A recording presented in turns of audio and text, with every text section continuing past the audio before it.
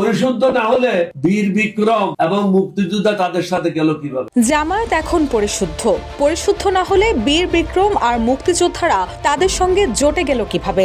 যারা বাংলাদেশকে দ্বিতীয়বার স্বাধীন করেছে, সবাইকে মুক্তভাবে কথা বলার সুযোগ করে দিয়েছে, সেই তরুণদের অধিকাংশই ছিল জামায়াতের ছেলেরা। তারা দেশকে দ্বিতীয়বার স্বৈরাচার মুক্ত করেছে, আর আমি প্রথমবার পাকিস্তানের বিরুদ্ধে যুদ্ধ করেছিলাম। এখন আমরা সবাই একসঙ্গে হয়েছি।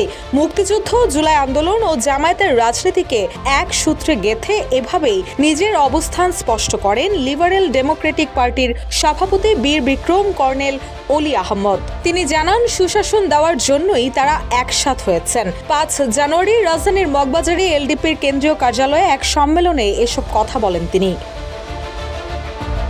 অলি আহমদ বলেন, আমরা জামায়াতে যোগদান করিনি, জামায়াতও এলডিপিতে যোগ দেয়নি। আমাদের প্রতীক দাড়িপাল্লা নয়, আমাদের প্রতীক ছাতা।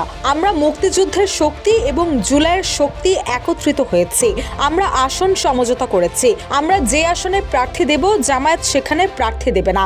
একইভাবে তারা যেখানে প্রার্থী দেবে, আমরাও সেখানে দেব না।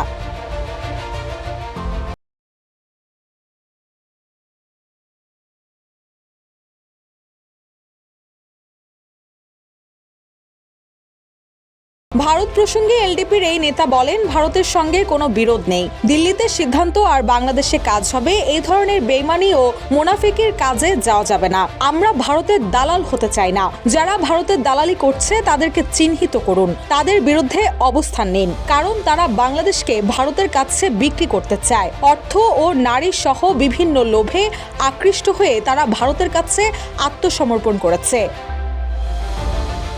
বাংলাদেশ কিভাবে চলবে সেটি দেশের জনগণ ঠিক করবে বলে মন্তব্য করে তিনি বলেন, ভারতের সাথে কোনো বিরোধ নেই, তবে আমরা মোদির গোলাম হিসেবে কাজ করব না, অমিত শাহর গোলাম হিসেবে কাজ করব না। দিল্লিতে সিদ্ধান্ত হবে আর বাংলাদেশে কাজ হবে। এই ধরনের বেইমানি আর মুনাফিকের কাজে আমরা যাব না।